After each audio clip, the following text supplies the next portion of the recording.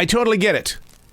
Things have changed so much in the business world, at home, in any place society, and we're trying to get back, but there's a side of our mind that's going, no, I can't.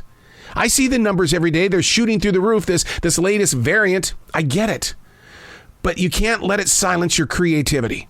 We've got to get you back into the mode of being that creative mind that you are. Every business on this planet needs creative people, and you are part of that circle. Unplugged, because we will always say yes to creativity. Totally Uncut, because we all make mistakes. So turn it into a tool. This is Arroe Unplugged. Do you ever get into one of those places where you just don't want to talk? So you sip on coffee instead? I don't want to talk. I don't want to do anything.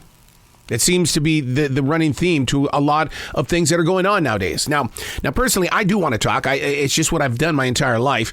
And you have no idea how many times people have said, will you just shut up?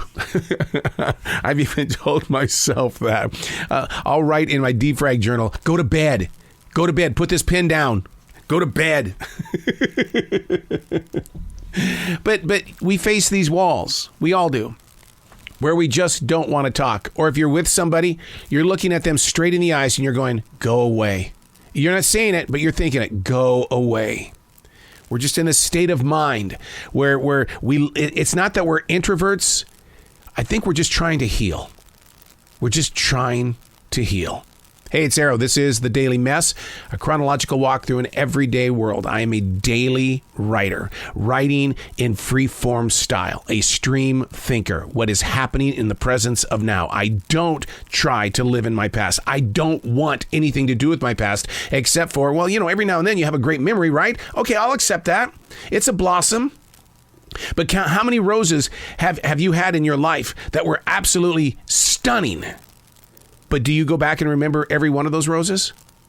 It's kind of impossible, right? Is that not the same thing about living in your past? Really, what you're doing is you're rewriting it.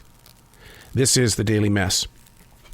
Because I'm so blessed to get so many interviews with authors, there are books of many always in front of me. They all sit right there, just begging to be read. And I do. Even if I'm not familiar with the subjects that they're going to talk about inside these pages, the goal is to be firmly connected to the creative mind and spirit that let these paragraphs grow beyond their computer screen. I love talking with other writers. It's like the inside sleeve of an album cover. To hear how a book or a particular scene is brought forward just inspires my imagination, and it's worth the investment in the process of playing it forward. Creative people, that'd be us.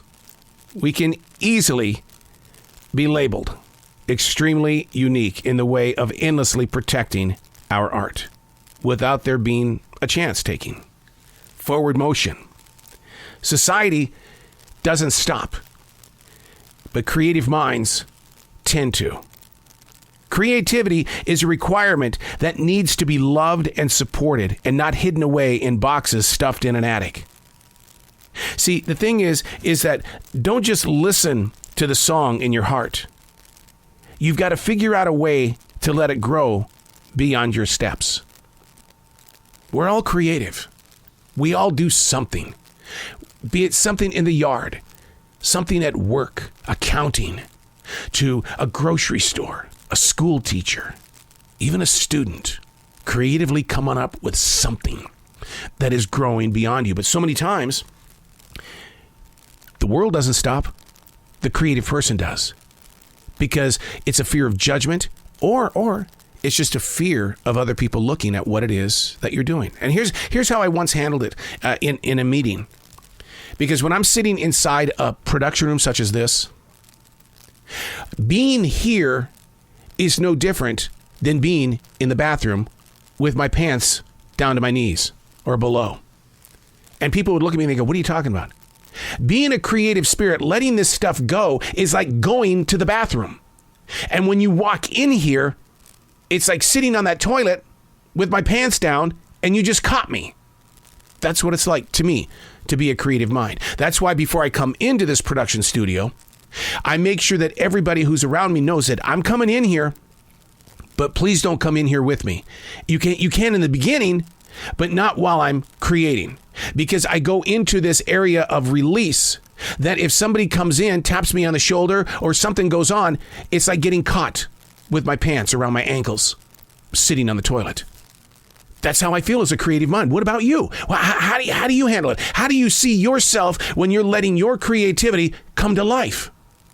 Now, I've seen authors, and I've also seen painters, they'll do it in public. But go up and have a conversation with them. What happens to their art when your influence becomes a part of their energy? There's so much going on. The world does not stop. The creative mind does. And now you've got that choice. How do I get back in the mood? The thing is that creativity is not a mood. It's a conversation. It's an activation. It's a belief system. The world doesn't stop. The creative mind does. I'm Arroe, and that's the Daily Mess.